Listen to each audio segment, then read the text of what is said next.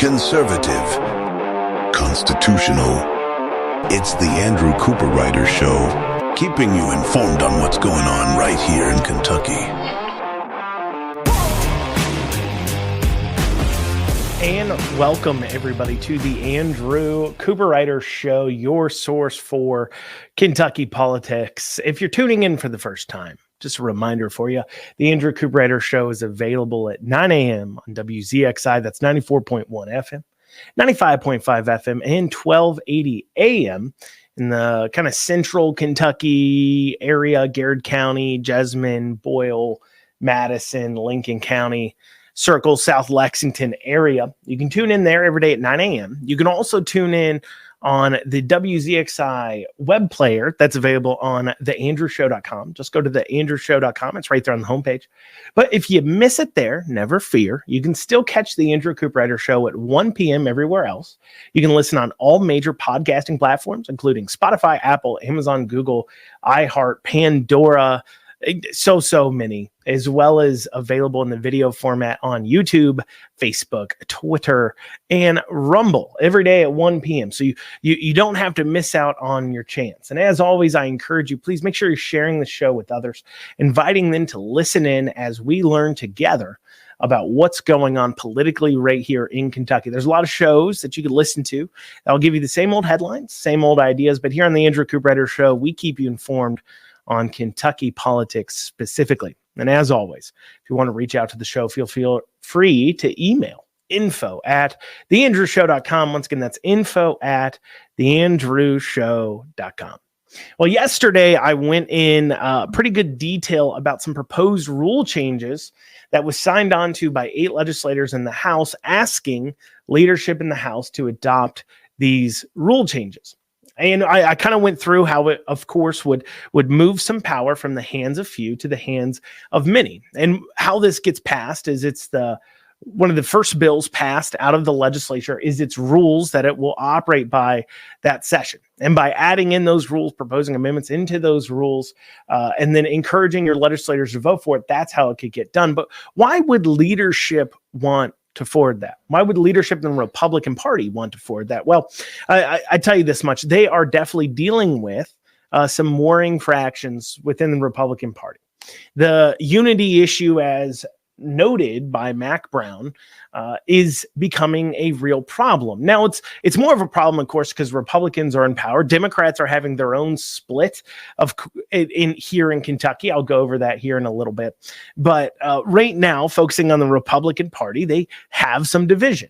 And there's a few things causing this division. First, there's a thought process some people have that don't actually identify conservatism to mean anything specific. To some Republicans out there, the difference between a Republican and Democrat simply is sometimes a disagreement about what to spend money on. And that's it. That's the only disagreement. It's not about to spend less. It's not on even social issues.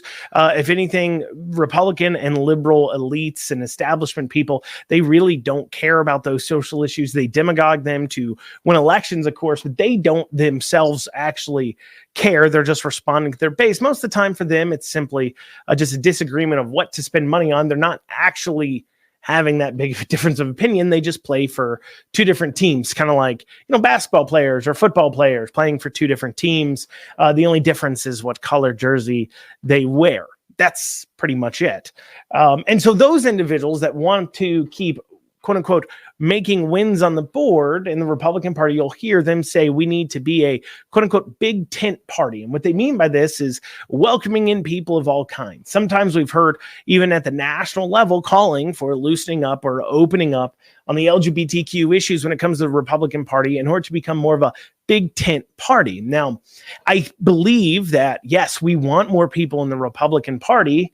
And this is what, of course, the other side of things, the anti-establishment, the conservative wing, they say, yes, we want more people in the Republican Party, but we want the Republican Party to stand for something. We want people coming into the party, not because we have changed what we believe in to be more tenable to them, but because those individuals have seen the folly of liberal beliefs. Those individuals have seen the problem with the Democrat platform, the liberal platform, and have decided instead that the Republican platform is where they want to go, that they do have the answer. So you don't weaken conservatism.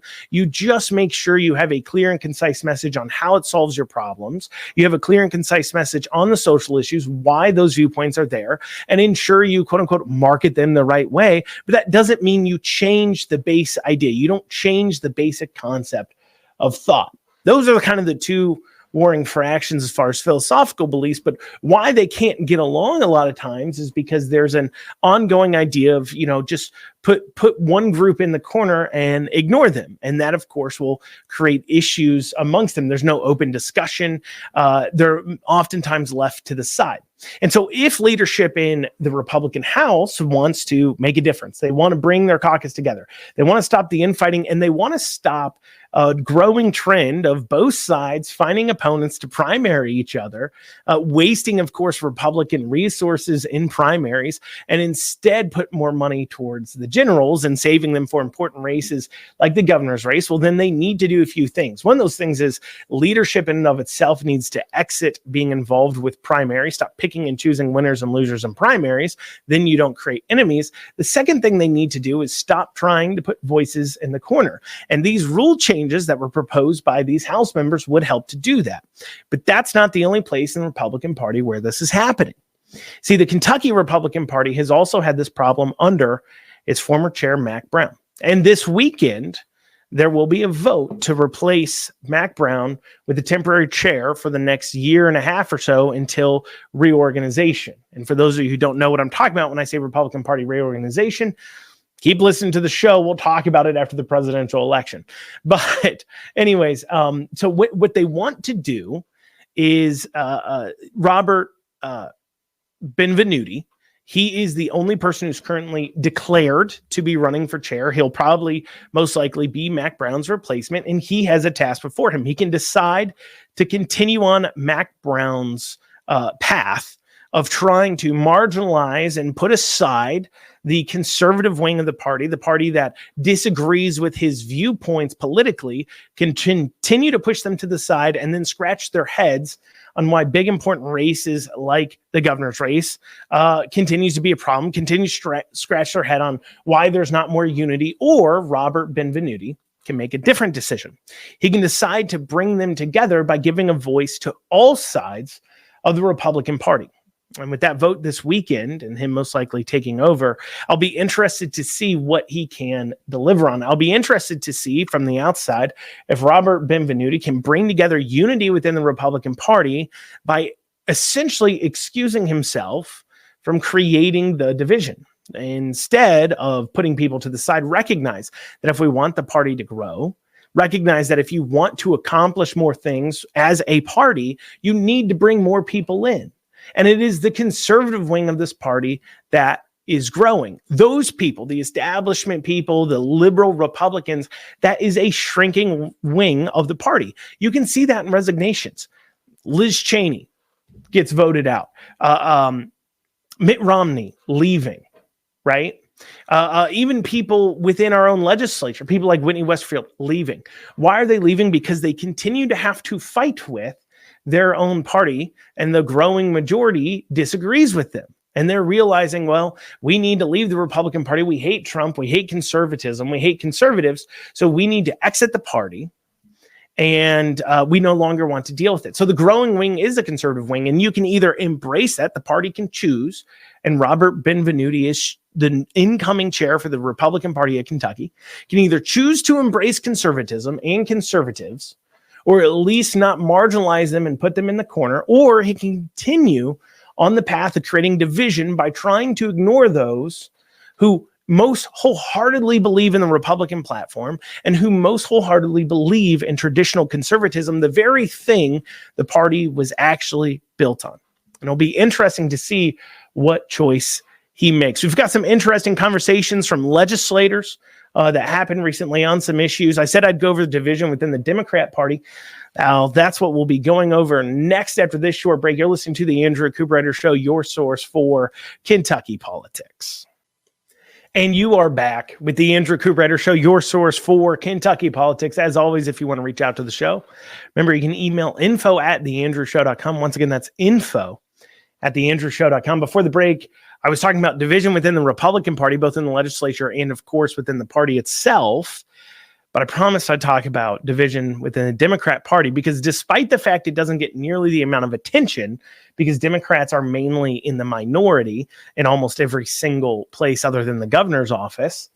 So, they don't really have a lot of power to fight over. So it's not going to get the same amount of attention. There is a fair amount of division within the Democrat Party, And you saw this flare up during the election time, and that division is based upon mainly an idea that the Democrat Party is either Beshear's party or does it have a future. During the general election, there was a choice made that all resources and most amount of attention should be focused on Andy Beshear. And those who actually were put in place to run in certain offices were not actually put there to win. They were never going to put resources behind them. They were simply put there to be good surrogates to push forward Andy Beshear. And this, of course, has drawn some ire from those within the Democrat Party who say, well, by focusing so much on this governor's office, this one office that he really doesn't have that much power, can do things, we are having, and by this being the Andy Beshear show, well, we're unable to win in other places. That is a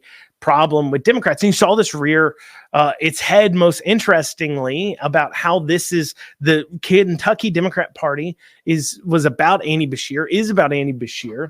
And he's not really wanting to involve other people in a special election that took place in Lexington. During the governor's race, there was a special election taking place, I believe, in the 97th district, which was recently moved from Eastern Kentucky to Lexington, where a newly elected Representative Swain unfortunately had passed away. And so there's a special election. In special elections, how it works is the party itself, the apparatuses within the counties, they vote. The executive committee votes on just them, that group. So 50 or so people vote on who will represent the party on the general ticket. It isn't opened up for a general primary for everybody to vote in, but it's only for those who are part of the executive committees. And they then vote on who they want in that election. And famously in that, there was they ended up picking who ended up winning, Camila, whatever. The woman who ended up winning, of course, the nomination and then the election against Kyle Wayland, she was picked over another individual. And that was mentally ill man Emma Curtis, who believes that they are a woman. A trans woman then, of course, would be the name there. And the push by Emma Curtis to get elected received a fair amount of pushback secretly behind closed doors, to the point where Emma wasn't selected. Why? Because they knew if they put a transgender person on the ballot, that could cost Beshear votes. And it wasn't about getting as much as, of course, the trans LGBTQ cadre would love for the Democrat Party to be all about them. The Kentucky Democrat Party is about Andy Beshear. And so that would hurt his election chances. So Emma was not picked. Emma was cast to the side because Emma was a liability.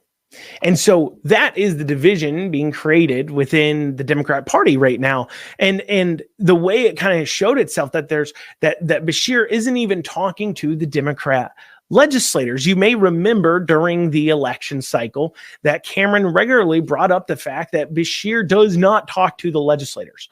He doesn't talk to them at all. Now, I thought they were just saying he doesn't talk to the Republican legislators because he doesn't feel he needs to. But recently on Kentucky Tonight, Senator Robin Webb, a Democrat senator, had this to say. Julie Rocky Adams was first asked whether or not Beshear would be working with the Senate well, whether they'd work with him.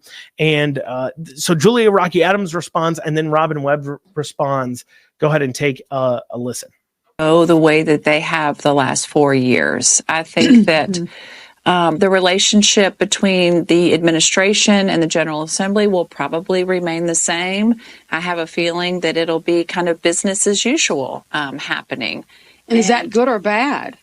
Well, I think, unfortunately, there really is room for improvement. We are the legislative making body, but in order to make that really good legislation, we need to have input about how implementation is going. What do they need? What kind of barriers do they need to be removed to be more successful on their end of things? What kind of dollars would make them more successful on their end of things? And so that collaborative approach is really important, I think, to make really good public policy for the citizens of Kentucky. And so, I look forward to the administration engaging with us. Do I think that they will? I'm not sure, but I hope they will. But I think for right now, in my opinion, the next 4 years will probably be like the last 4 years. Yeah. Do you think that, Senator Webb? Well, I'm hopeful that we'll have better communication. And was that the same with even the Democrats in the House and Senate, that you weren't having conversations with the first floor? There have been governors that have done better. I think in communicating with us. I don't. There are governors who have done better. Just more proof that Andy Beshear, of course, despite his nice guy attitude, doesn't actually care about working with others, even Democrats within his own party. And it's funny to see this kind of idea that these Democrats in Kentucky have, that somehow that with Andy Beshear winning, it's given them this hope, this delusional hope that they will just regain power. I've got news for you. The minute Andy Beshear's done in office, unless you can cook up somebody else with the last name Beshear or somebody real similar to him, you ain't holding the governor's office. And I got news for you. You ain't grabbing control of the House or Senate anytime soon. Despite this, there are a lot of delusional Democrats out there. Somebody commented on a recent post I made, a delusional Democrat, and stated that if the Kentucky House and Senate were on the ballot in 2023, Democrats would somehow hold a trifecta. They would have control of both the governor's mansion as well as the state House and state Senate, completely ignoring the fact that every single down ballot race, Republicans won by more than or close to 20 points, 20%, almost 60% of the vote went to all the down ballot Republicans, with the Democrats facing gigantic, insurmountable losses where there's nothing they could have done to have pulled off a victory.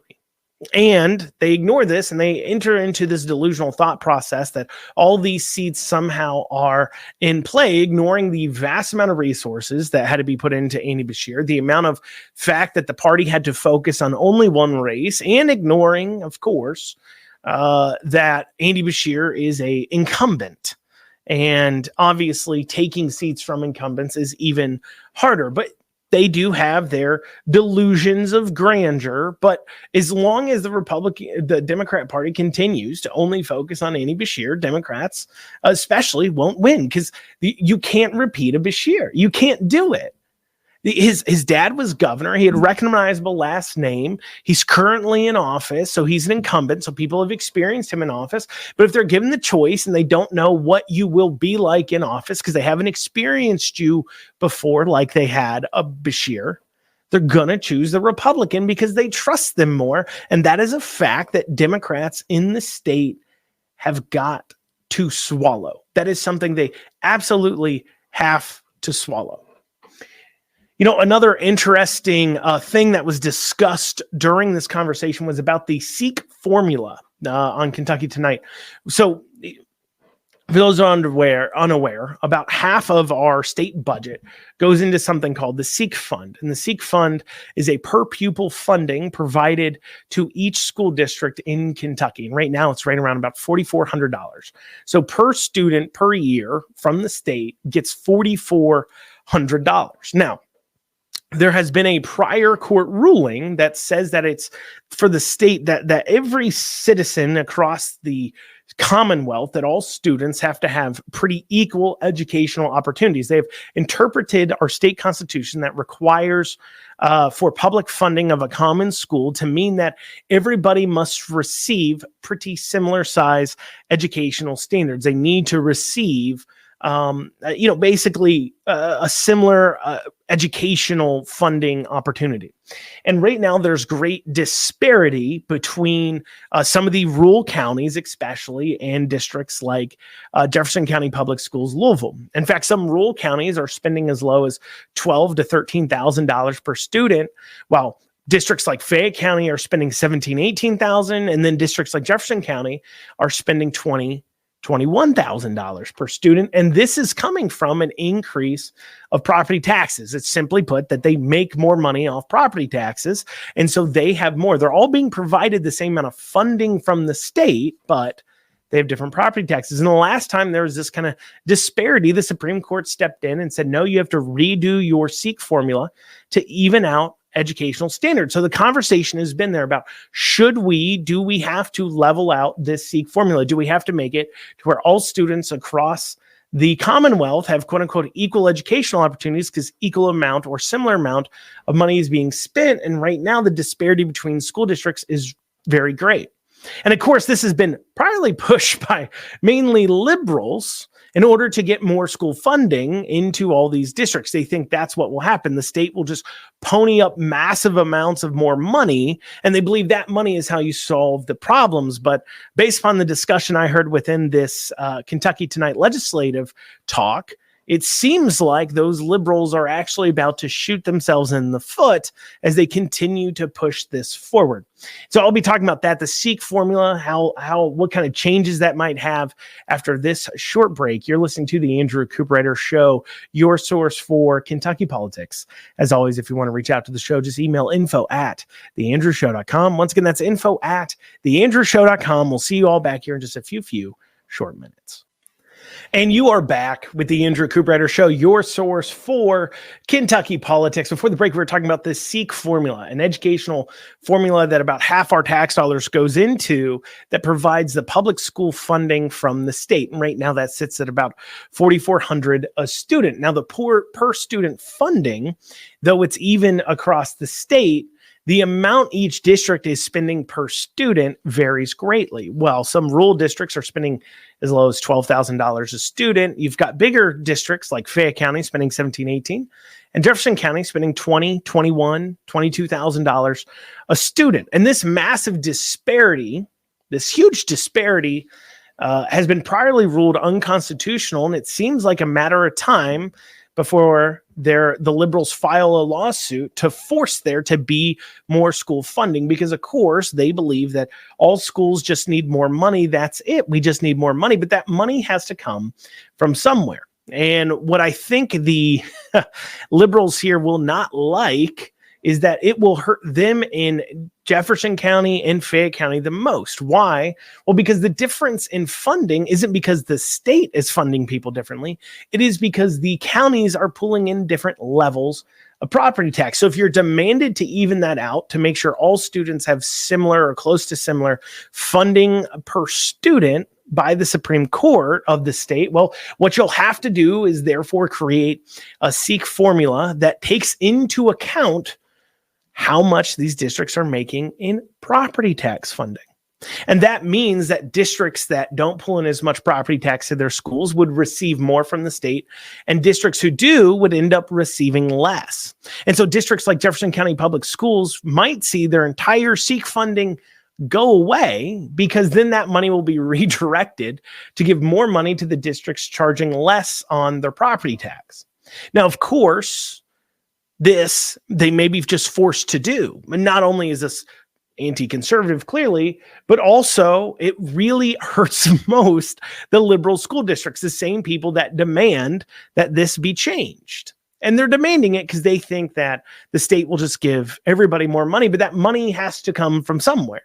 They can't just magic it out of the air. It has to be taxed or drawn. And so while you may see the SEEK formula increase in size, the problem is there isn't enough to provide the $4,400 you're providing to Louisville, and also then to these districts where maybe they're only spending $12,000 per student, send them another $4,400 a student as well to even out that spending. That money just does not exist in the system. It's not there. And so they'll have to take money away from Louisville and Lexington and other districts in order to redirect them to these rural districts. Now, I think generally speaking, wealth redistributionism is absolutely awful in this way. I don't think it's fair that because you're taxed more in Fayette County or another county on your property taxes compared to another county's made the decision to tax less, because that's a decision you have no take in, that then your money's being taken from you and then sent to these other districts. I don't think that's fair at all, because you have no control over what these other districts do. I have no control. I have no say so in what Rowan County decides they want to tax property at for their schools. However, I will end up paying for it, because if my county has their property taxes at this rate, but because they have decided to tax lower, they now get more money from the state. Well, that money has to be coming out of yours and I's pockets. It's not very fair. It's not very straightforward, but it may be something that the Supreme Court or the liberals in the state forced to have happen, and something I'm sure they don't want to see happen. And so it's kind of funny that them always demanding the schools have more money may actually result in liberal districts receiving less money while the rural districts receive more. It's just kind of a interesting thing. But there's another interesting topic that they covered during this Kentucky Tonight conversation. There's this other interesting subject, and that was regarding, once again, Whitney Westerfield has a very liberal bill. This guy's on his way out. He's just this guy. I mean, he regularly online will talk about how much he hates Trump and hates conservatives and everything else. He sits around here. He proposes red flag gun laws like Carr. He sits here and pushes forward hugely liberal bills. And now he's got a new liberal bill that I'm hearing about for the first time, because, of course, I can't read it because it's not pre-filed. But, of course, all the other legislators have pre-filed it.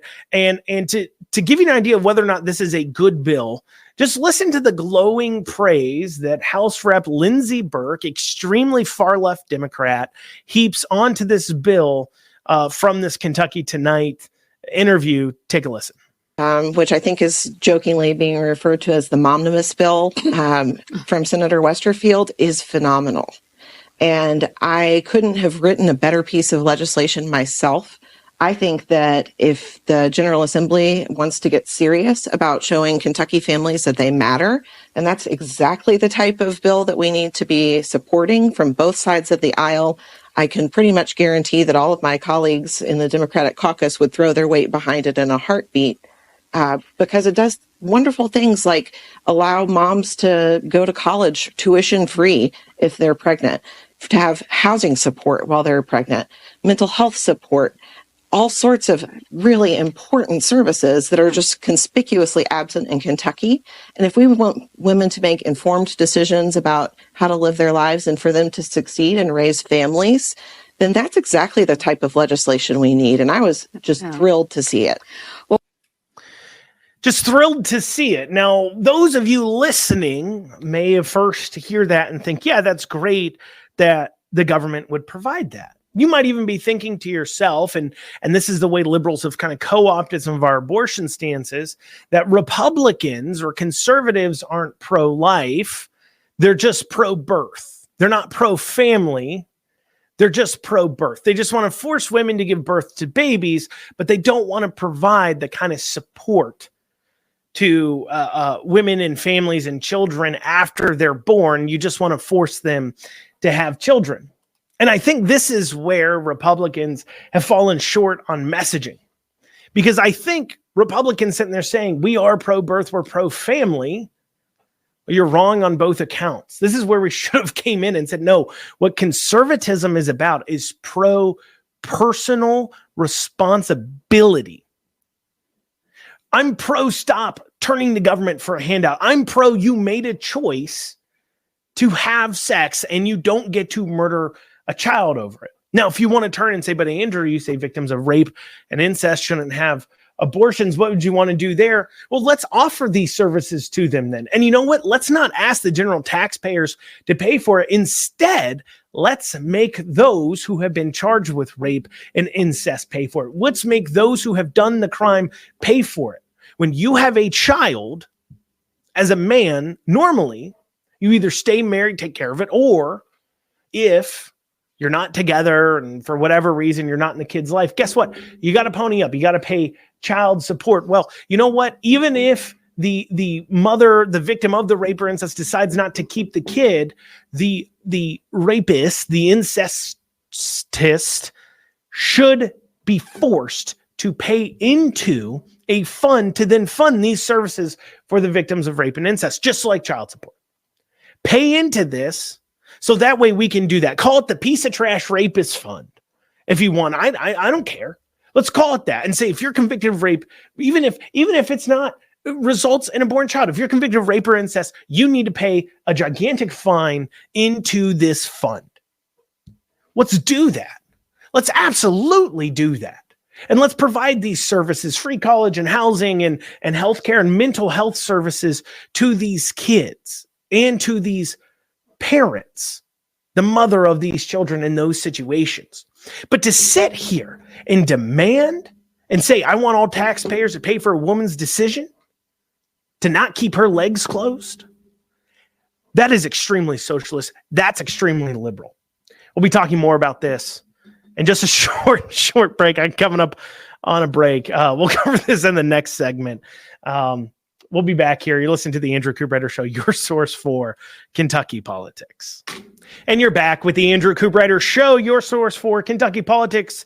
Comments, concerns, feelings, just email info@theandrewshow.com. Once again, that's info@theandrewshow.com. Before the break, we were talking about this Momnibus bill that all the Democrats apparently love, 100% love it, as we heard from Lindsey Burke, that Whitney Westfield has put forward to provide free college, mental health care, education, insurance, housing to women who are pregnant and have children.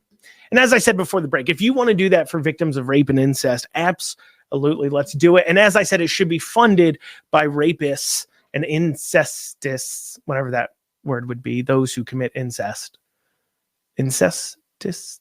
If you know what that word should be, email it to me. But anyways, if you want to force them to pay for it, let's make them pay for it. Even if a kid doesn't result from their heinous, horrible act of violence and disregard for women, make them pay into it. Make that a part of their punishment. Make them pay into it for the rest of their life. Make them pay $250, $300 a month into that fund so you can provide those services. Let's do it. Absolutely. 100%. But as I said, to sit here and say that anytime a woman makes a decision with a man to engage in getting it on, and then a baby is conceived from it, why should we provide these services to them? Because, like I said, we in the Conservative Party should be about personal responsibility. This call for more mental health services. Let's create special stuff for pregnant women. Let's offer more welfare. Let's invest in more government services. All you're doing is robbing us of liberty. You're robbing us of humanity at the same time, because the whole entire concept of liberty, of freedom, is personal responsibility. And when you say, well, they made this decision to get pregnant, so let's give them free stuff. You're not telling them take accountability for your decisions. For those of you who think it's just easy for me to claim, listen here. You don't have to be a math genius to figure this out. I've got a son turning 12 in December. I'm a young guy. I can at a young age. I didn't go to college. And you know what I did? Without giving money from my parents or anything else, at a young age, I said I need to take care of my responsibilities. I grew up. Having a kid was one of the best things that ever happened to me at a young age, because it gave me focus, and I went to work. And right now, to this day, I own several companies. I employ dozens of Kentuckians. I built that myself because I was forced to, because I needed to take accountability for my actions. Because one, I'm a man, and also women need to do this, but I'm a man, and I manned up and I took care of my business. I take care of my family, because that is my responsibility. That is not the government's responsibility. And when you go about saying, let's create all these liberal and social services, what you're saying is, let's replace taking care of yourself. Let's replace a man. Let's replace providing for yourself with the government. Let's turn to the government. The government will tax everybody else to pay for it. It's just an endless money pot in these liberals' minds. But let's turn to them to fulfill the role of provider instead of pushing forward personal accountability. Yesterday I had a quote from Benjamin Franklin.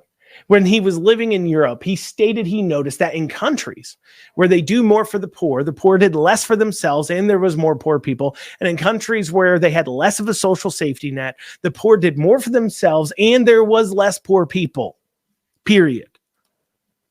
Let us not reward making a bad personal decision. Let's instead encourage you to take care of yourself. And this encouragement, it doesn't come from the government either. See, this is the other thing, is that the Democrats have this belief, these liberals have this belief that government can solve all your problems. And Republicans have bought into that.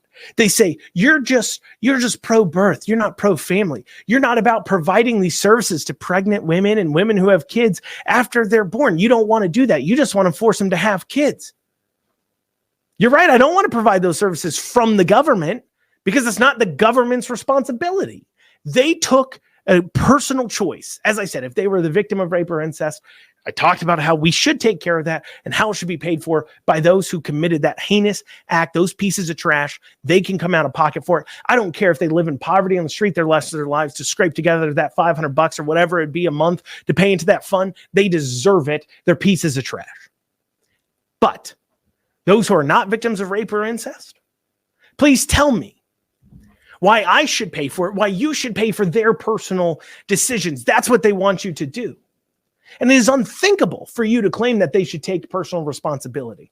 It's not even something Republicans are willing to say in office anymore. Those two Republicans sitting there as they're talking about that, and this bill proposed by Whitney Westerfield, as they're talking about it, will refuse to say, why can't women just not have kids? Why can't they just take accountability for their actions? Why are they engaging in unprotected sex? It won't produce a kid.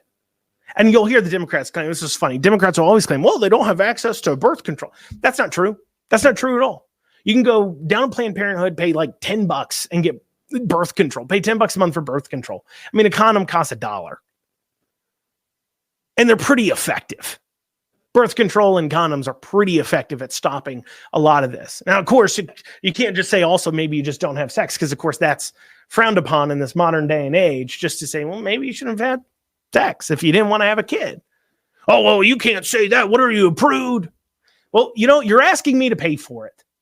You're asking that guy down the street, you're asking the taxpayer to shell out money to pay for this person's personal decisions. So maybe I should get a say. So maybe I should be able to say, no, you can't do that. Huh? Maybe so.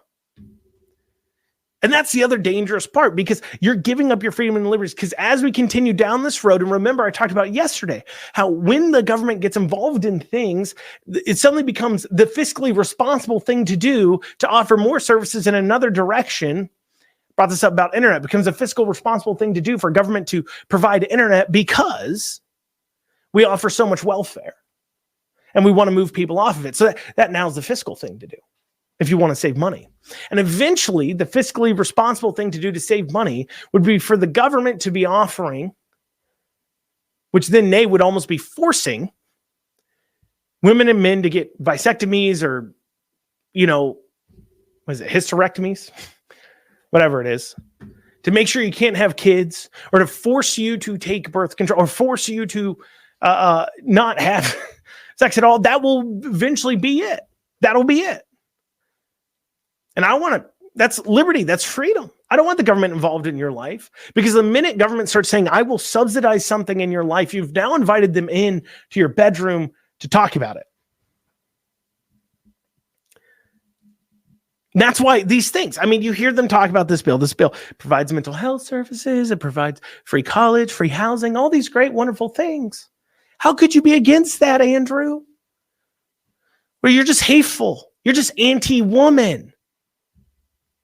No, I'm saying it's just not government's role.